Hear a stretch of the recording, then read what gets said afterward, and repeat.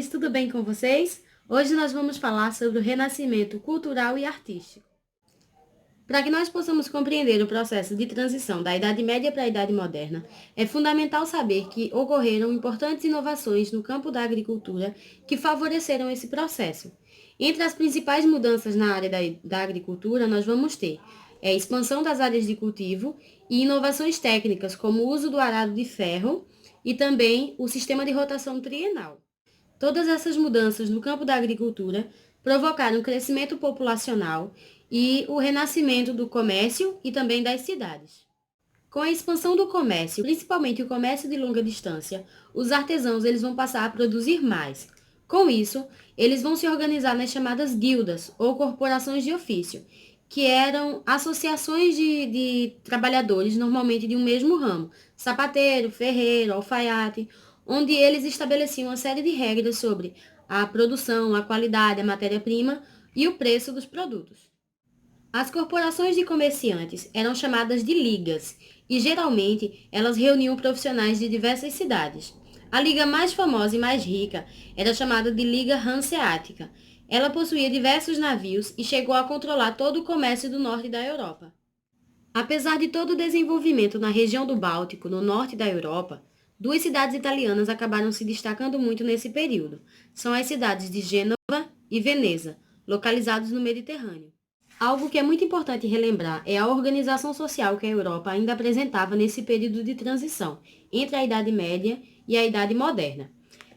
Nós vamos ter no topo da pirâmide social o clero, que estava dividido em duas partes: o alto clero, composto pelo Papa e pelos bispos, e o baixo clero, composto por padres, monges e outros clérigos. Logo abaixo do clero, nós vamos ter a nobreza, que ainda possuía o controle sobre a economia e a política, já que ela era a maior proprietária de terras do período. E nós também vamos ter no grupo da nobreza uma baixa nobreza, que era um grupo da nobreza que não possuía mais tantos recursos financeiros.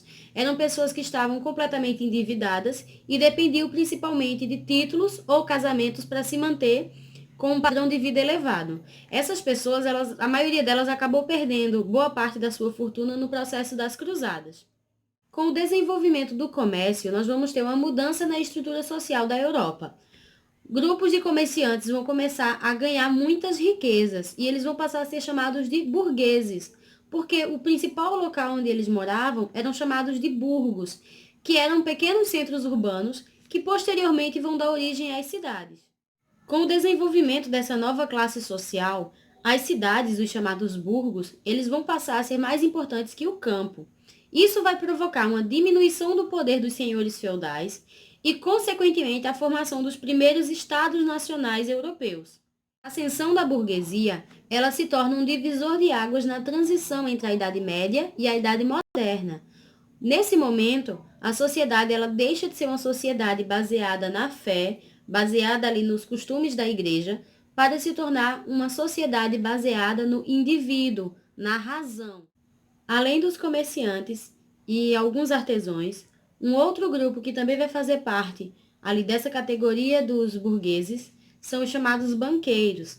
Esse novo grupo, ele vai começar a ganhar muito prestígio nesse processo da transição da Idade Média para a Idade Moderna, porque vai surgir uma necessidade de guardar dinheiro, fazer o câmbio, que era a troca de moedas, justamente para facilitar o comércio. Também vai surgir a necessidade de empréstimos. Então, esse grupo ele vai começar a ganhar um destaque dentro do grupo da burguesia.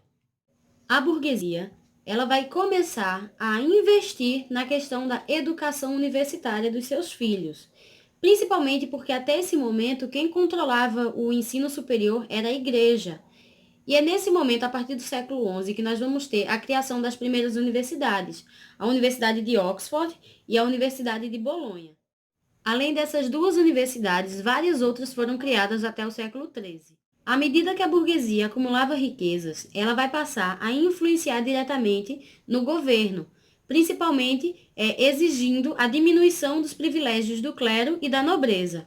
Com isso, nós vamos ter a consolidação dos primeiros estados modernos, Inglaterra, Portugal, França e vários outros que vão se consolidar ali a partir do século XI.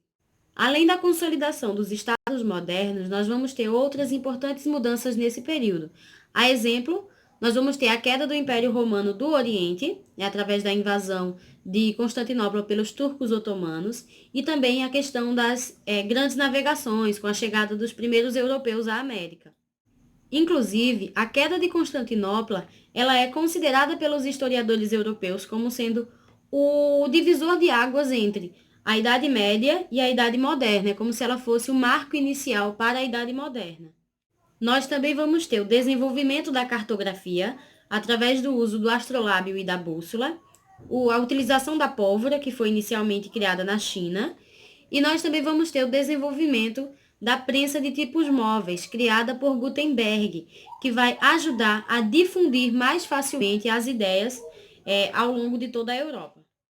Gente, por favor, perdoem qualquer barulho, qualquer interferência que vocês ouvirem. É porque, infelizmente, eu não tenho como controlar os vizinhos, tá certo? Então, qualquer barulhinho que vocês ouvirem, releve.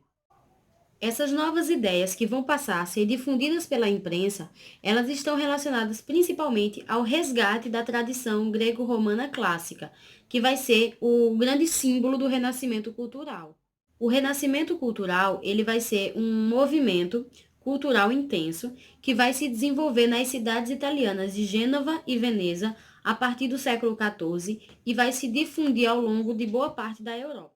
Esse movimento ele vai ser muito difundido justamente por essa burguesia, que era esse novo grupo social que estava começando a ganhar riqueza e prestígio. E para legitimar toda essa riqueza e prestígio que eles possuíam, eles vão começar a patrocinar grandes obras como mecenas, né? Inclusive a própria igreja ela chegou a atuar como mecenas, que era para se autopromover. A prática do mecenato era justamente quando uma pessoa rica, seja ela um burguês ou a própria igreja, financiava um artista ou um cientista. Ele era considerado um protetor das artes. O Renascimento vai possuir características próprias. Entre elas, nós podemos destacar o antropocentrismo, racionalismo, individualismo, hedonismo e uma nova visão de tempo. O antropocentrismo, ele é um movimento que vem contra o teocentrismo, que dizia que Deus estava no centro de tudo. O antropocentrismo, ele traz o homem como sendo o centro de tudo, como sendo a medida de todas as coisas, a fonte de inspiração. Já o racionalismo, ele traz a razão como sendo um elemento tão importante quanto a fé, visto que na Idade Média, as pessoas elas eram obrigadas a seguir apenas a fé. Elas não tinham liberdade de pensamento, liberdade de expressão. E o racionalismo, ele vem justamente contra isso. Ele quer trazer a razão, a luz, o pensamento para a população. O individualismo, ele busca valorizar a capacidade individual de cada pessoa, seu talento, sua arte, ou seja, você dá reconhecimento àquilo que a pessoa faz. Não é nesse sentido egoísta que a palavra adquiriu nos últimos anos, tá certo? Mas é justamente contrário àquilo que a igreja pregava. A igreja pregava que o reconhecimento ele era apenas para Deus e não para a pessoa. Então, muitos artistas eles faziam obras relacionadas à fé cristã, mas eles não assinavam as suas obras. A prática de assinar essas obras, de buscar um reconhecimento sobre elas, vai vir com o renascimento cultural, tá certo? É você tentar buscar um reconhecimento por aquilo que você fez, pelo seu talento. O hedonismo é aquela visão de que o corpo é belo, o corpo é fonte de inspiração. Ao contrário do que a Idade Média pregava. A Idade Média colocava o corpo como algo sujo, fonte do pecado, principalmente o corpo feminino. Então o hedonismo vai tentar resgatar aquele conceito do mundo grego que via o corpo como fonte de beleza, como fonte de pureza, de prazer, inspiração. Então tudo isso o hedonismo vai tentar resgatar. Já a nova visão de tempo, ela diz que o tempo pertence ao homem e esse deve utilizá-lo da forma que achar melhor, inclusive para enriquecer, cobrando juros e aluguéis. Na Idade Média, a igreja dizia que o tempo pertencia a Deus. E se o tempo pertencia a Deus, você não podia cobrar por ele. Então, a Igreja Católica, nessa época, ali da Idade Média, ela condenava as práticas dos juros e também a prática do lucro, tá certo? Inclusive os juros, ela chamava de usura, que para ela era um pecado, um dos piores pecados que a pessoa poderia cometer, porque na visão da Idade Média, o tempo ele pertencia a Deus. Mas quando nós vamos tendo a transição para a Idade Média, essa visão de tempo ela altera. O homem ele passa a ser o dono do tempo, ou seja, eu posso utilizar o meu tempo da forma que eu quiser. Então, eu posso emprestar dinheiro a juros, eu posso alugar o meu trabalho, eu posso alugar um imóvel. Então, eu posso estar utilizando esse tempo para benefício próprio, para o meu próprio benefício. Então, o tempo agora ele é meu, tá certo? Essas características que eu acabei de falar sobre o Renascimento, elas vão vir justamente de encontro a tudo aquilo que a Igreja Católica pregava. Meus amores, esse vídeo ele será dividido em duas partes, tá certo? Nessa primeira parte, eu falei para vocês sobre todo o contexto que deu origem ao Renascimento. No próximo vídeo, nós vamos falar sobre o humanismo, que vai ser um movimento que vai surgir dentro do Renascimento cultural, e nós vamos falar os principais autores e as principais obras desse período, tá certo? Eu espero que vocês tenham gostado, tá bom? Fiquem com Deus, um forte abraço, eu estou morrendo de saudade de vocês. Tchau, tchau!